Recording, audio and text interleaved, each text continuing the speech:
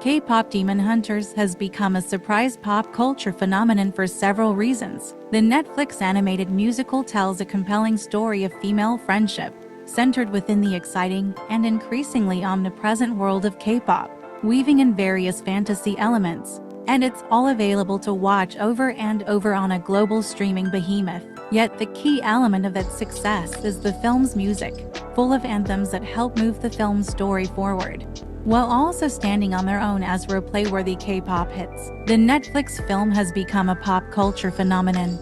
Here are the songs from its smash hit soundtrack that stand out above the rest. Here is Billboard's ranking of all 12 songs on the K-pop Demon Hunters soundtrack. 12. Joker's Path. While the K-pop Demon Hunters soundtrack contains 3 previously released songs, the true outlier is Path, an airy, lightly swaying bit of early 70s psych pop from the Asian band Jokers. Path is a lovely deviation from the full-throttle K-pop on the rest of the soundtrack, although the song serves as more of a change-up in aesthetic than a highlight of the project. 11. Marcello Zavros. Score Sweet. The instrumental closer to K-pop Demon Hunters soundtrack is slightly real KPDH heads only, but it's still a sweeping and transportive 3 minutes of orchestral strings, pounding drums, and bring me to life-esque piano. It's an invigorating and cinematic enough listen that it might just inspire you to play back the whole set over again. 10. Huntrix Takedown. As opposed to the Twice version of Takedown, the Huntrix rendition that appears in the film carries a greater narrative weight. A line like "when your patterns start to show, it makes the hatred wanna grow out of my veins," for instance, hits harder because the character of Rumi is the one singing it while trying to hide her own patterns. Both versions of Takedown sizzle with trap drum urgency, though creating a rap-inflected diss track for a family-friendly animated film must have been a difficult tightrope to walk. But Takedown works in multiple contexts. 9.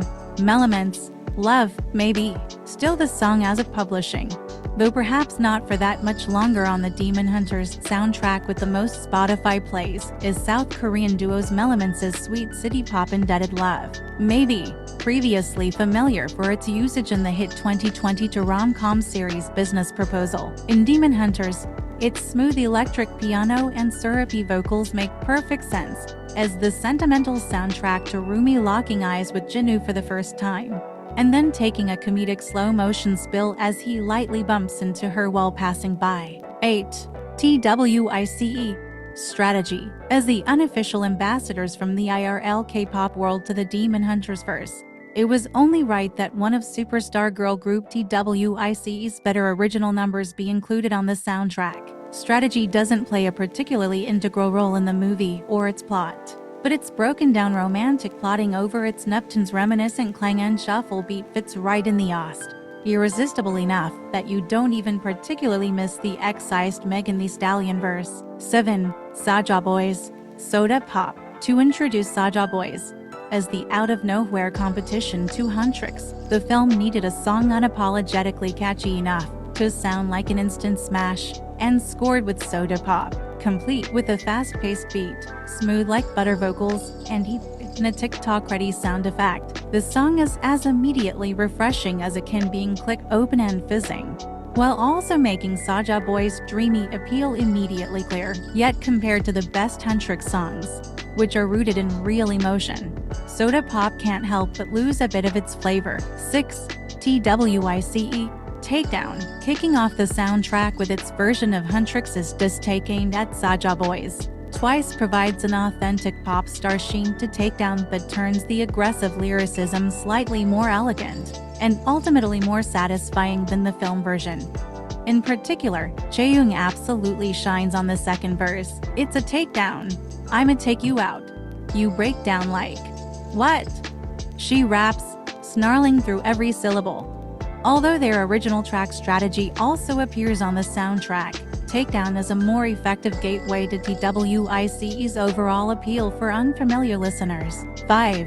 Huntrix What It Sounds Like. In the tradition of recent Disney ballads like Let It Go and How Far I'll Go, What It Sounds Like functions as a turning point through the main character's moment of realization, swelling in stature after a sparse beginning, and reaching a climax that redefines its greater context. The key difference is that, after Rumi starts the song by shedding her insecurities, her Huntrix group mates join her, their voices coming together to proclaim, "The song we couldn't write." This is what it sounds like. The result is a powerful riff on a well-used template, as the trio's collective and individual journeys reaches a culmination with a galloping pace and lumpen throaty motion. 4.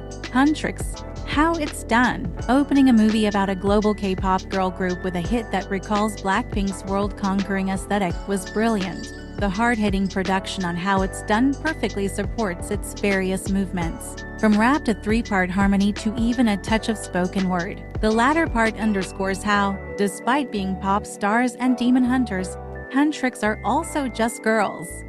For the most part. Heels, nails, blade, mascara, fit check for my napalm era. How It's Done is not only the perfect introduction to the individual strengths of the three members of Huntrix: Rumi's soaring vocals, Myra's choreography and cool factor, and Zoe's raps and lyrics, but instantly amps up viewers for all that's to come. 3. Sajaboys. Your idol. In the story of K-pop demon hunters, your idol has been designated as the villain's song. The mask is fully off Sajaboys by the time they perform it at a stadium show that's literally soul-sucking, and the 5 members of the demon boy band spend the track convincing their listeners that being evil is a hell of a ride. That gleefulness is part of why your idol has become a surprise smash off the soundtrack, but the song also carries an intoxicating edge to it. This quintet is a collection of bad boys, after all, and Sajaboys have devilish fun offering their audience a sense of danger. 2. Rumi and Jinwoo. Free. The only traditional musical number in K-pop demon hunters, Rumi and Jinwoo don't sing free on stage, or as part of their respective pop groups' catalogs, but just as emotional spillover moments where what they're feeling about themselves and for each other is too intense not to express in song. Luckily, Free justifies the outpouring.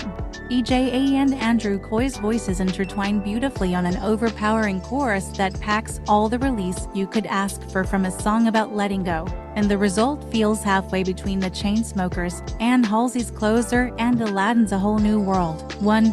Huntrix. Golden. The song that's positioned as a pop smash in the film has rightly become the same thing in the real world. Golden, which acts as a through line for the film's underlying message of embracing all parts of yourself, is rich with lyrical meaning, about battling the literal demons in the movie and the less tangible ones in life. The genius of Golden, however, is spreading that substantial message through unassailable pop style, with gargantuan melodies that are delivered through arena-worthy vocal performances. The takeaway of the film is tightly packaged within a 3-minute pop song, and after being teased throughout K-pop demon hunters, the full song is finally delivered. It was well worth the wait.